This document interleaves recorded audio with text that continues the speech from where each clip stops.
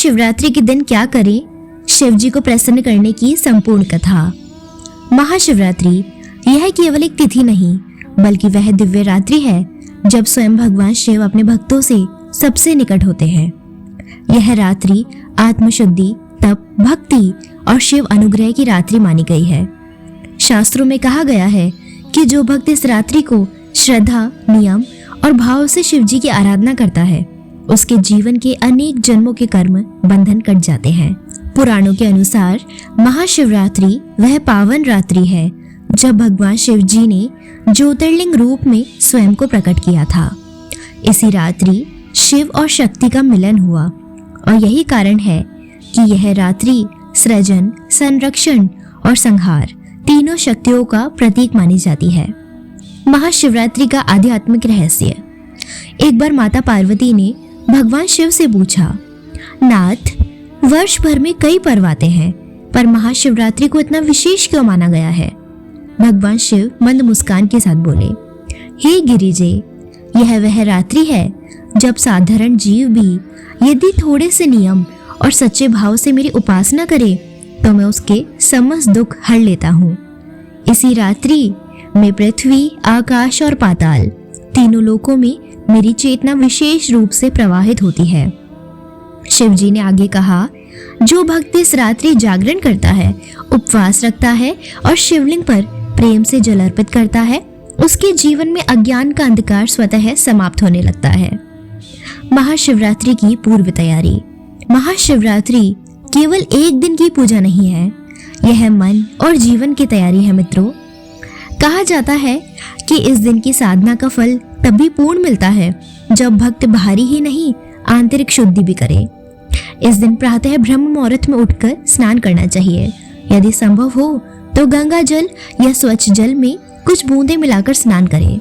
स्नान के बाद स्वच्छ वस्त्र धारण करें और मन में संकल्प लें, आज मैं महाशिवरात्रि के पावन व्रत का पालन करूंगा या करूंगी और भगवान शिव की कृपा प्राप्त करूंगा या करूंगी। उपवास का महत्व। महाशिवरात्रि का उपवास केवल शरीर को कष्ट देने के लिए नहीं बल्कि इंद्रियों पर संयम स्थापित करने के लिए है। शास्त्र कहते हैं कि उपवास से शरीर हल्का होता है और मन शिव चिंतन में अधिक स्थिर होता है। जो भक्त पूर्ण उपवास नहीं रख सकते वह फलाहार कर सकते हैं, किंतु इस दिन तामसिक भोजन, प्याज, लहसुन, अनाज और नकारात्मक विचारों से पूर्णतः दूर रहना चाहिए। शिवलिंग पूजा की कथा। मित्रों, पुराणों में एक कथा आती है। एक निर्धन ब्राह्मण था, नाम था सुदेव। जीवन में अत्यंत कष्ट थे, न धन, न सम्मान, न शांति। एक वर्ष महाशिवरात्रि के दिन वह भूखा प्यासा जंगल से गुजर रहा था। थककर वह एक बिल्वपत्र वृक्ष के नीचे बैठ गया। अनजाने में उस वृक्ष से कुछ बिल्वपत्र नीचे गिर गए जो पास ही स्थित शिवलिंग पर जा गिरे। रात भर सुदेव वहीं बैठा रहा, न सोया न खाया। सुबह होते ही उसके जीवन में अद्भुत परिवर्तन आया। उसके कष्ट समाप्त होने लगे। शिव जी ने स्वप्न में आकर कहा, हे सुदेव, तूने अज्ञान में ही सही पर मेरी महाशिवरात्रि की पूजा कर ली, मैं तुझसे प्रसन्न हूँ। मित्रों, इस कथा से स्पष्ट होता है कि महाशिवरात्रि के दिन भाव ही सबसे बड़ा मंत्र है। अब बात करते हैं शिवलिंग पर क्या चढ़ाएं। महाशिवरात्रि के दिन शिवलिंग पर चढ़ाई गई प्रत्येक वस्तु का विशेष अर्थ होता है। जल जीवन और शांति का प्रतीक, दूध पवित्रता और करुणा, दही स्थिरता और धैर्य, घी तेज और आत्मबल, शहद मधुरता और प्रेम, बिल्वपत्र त्रिगुणों पर विजय। दोस्तों, बिल्वपत्र चढ़ाते समय ध्यान रखिए कि वह टूटा हुआ ना हो और 3 पत्तों वाला हो। रुद्राभिषेक का महत्व। महाशिवरात्रि पर रुद्राभिषेक करना अत्यंत फलदायी माना गया है। कहा जाता है कि रुद्राभिषेक से ग्रह दोष, मानसिक अशांति और जीवन की बाधाएं शांत होती है। यदि संपूर्ण रुद्राभिषेक संभव ना हो तो केवल जल से अभिषेक करते हुए ओम नमः शिवाय का मंत्र जब भी अत्यंत प्रभावशाली होता है। जागरण का रहस्य। महाशिवरात्रि की रात्रि जागरण केवल एक परंपरा नहीं है, साधना है। शिव महापुराण में कहा गया है कि इस रात्रि में सोने वाला व्यक्ति शिव कृपा से वंचित रह जाता है। जागरण के समय शिव कथा सुनना, शिव भजन गाना या मौन रहकर शिव नाम का स्मरण करना तीनों ही अत्यंत पुण्यदायी है। पार्वती शिव संवाद।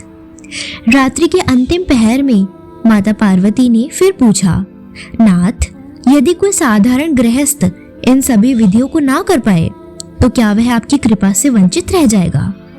भगवान शिव बोले, नहीं पार्वती, जो भक्त इस दिन सच्चे मन से केवल मेरा नाम भी ले ले, मैं उसके जीवन से विष का प्रभाव स्वयं हर लेता हूँ।